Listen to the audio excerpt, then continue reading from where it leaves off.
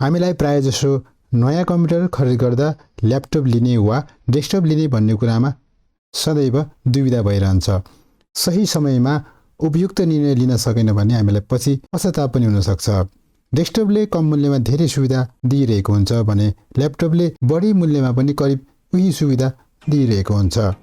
यदि तपाईँ computer portable होस् भन्ने चाहनुहुन्छ भने तपाईको रोजाइमा ल्यापटप नै हुन सक्छ।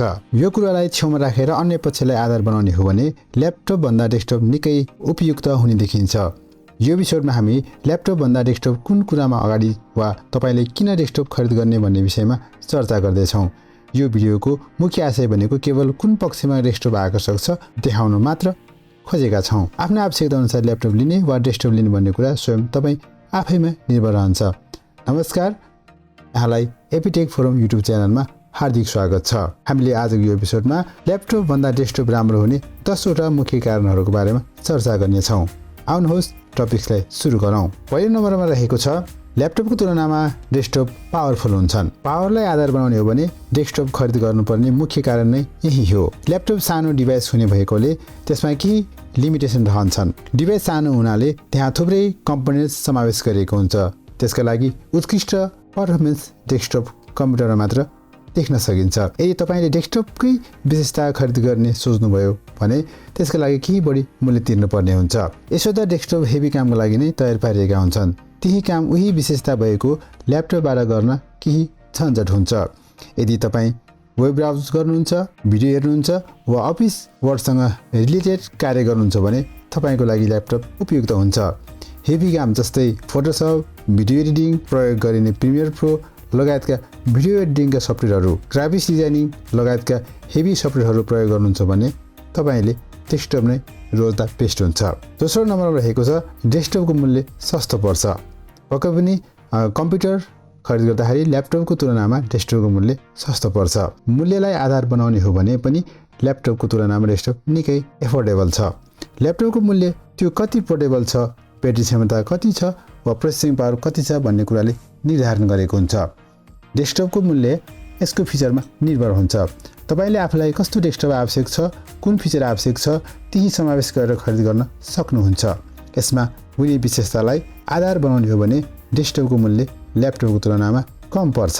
तेस्रो नम्बरमा रहेको छ डेस्कटप अपग्रेड गर्न सजिलो हुन्छ। तपाईलाई ल्यापटप अपग्रेड गर्नु पर्यो भने नयाँ खरिद गर्नुको विकल्प सम्भावना निकै कम छ। यसो त एसएसडी र एचडिडी अपग्रेड गर्ने विकल्प हुन्छ।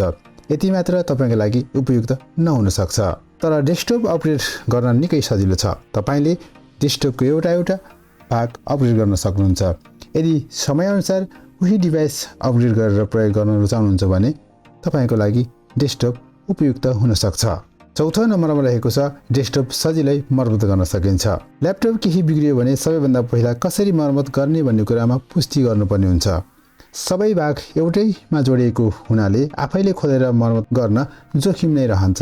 तर डेस्कटपमा केही थोरै प्राविधिक ज्ञान भयो भने पनि सजिलै मर्मत गर्न सकिन्छ।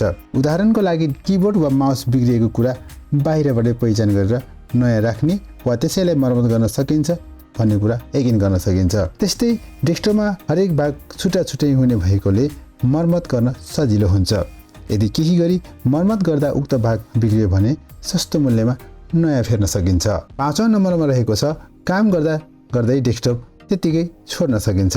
तपाईलाई कुनै काम गर्दा कतै बाहिर जानु पर्यो वा भनौँ कम्प्युटर छोड्नु पर्यो भने डेस्कटप प्रयोग गर्न सहज छ।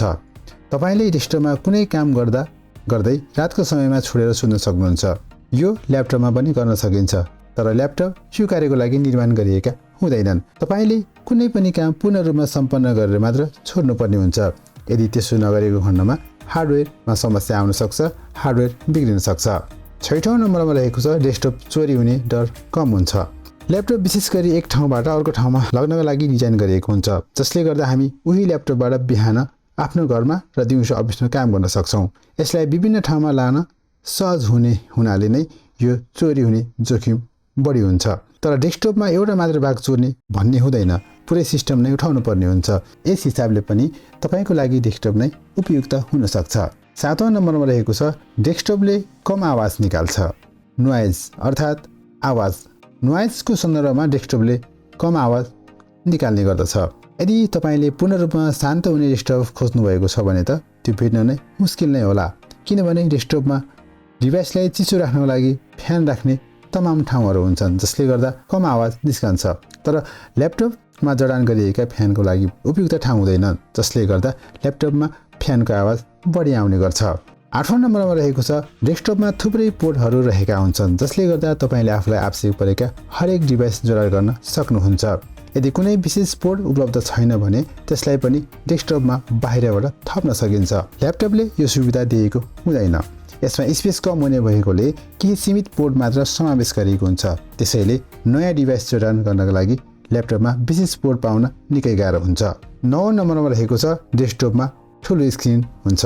डेस्कटपमा आवश्यकता अनुसार ठुलो स्क्रिन राख्न सकिने भएकोले हेभी कामको लागि यो निकै उपयुक्त हुन्छ। फोटोसप, प्रिमियर प्रो लगायतका भिडियो एडिटिङ, ग्राफिक्स डिजाइनिङ वा गेमिङको लागि पनि डेस्कटपको ठुलो स्क्रिनले ठुलो भूमिका खेलेको हुन्छ। ल्यापटपमा बढीमा 17 इन्चसम्मको स्क्रिन साइज हुने गर्दछ। ठुलो स्क्रिन भएको ल्यापटप प्रयोगकर्ताको लागि रोजाइमा पर्दैनन्। स्क्रिन सानो हुने भएकोले फोटोसप, प्रिमियर प्रो लगायतका भिडियो एडिटिङ, ग्राफिक्स डिजाइनिङ वा गेमिङको लागि ल्यापटप उपयुक्त नहुन सक्छ। 10औं नम्बरमा रहेको छ डेस्कटप आफैले तयार गर्न सकिन्छ।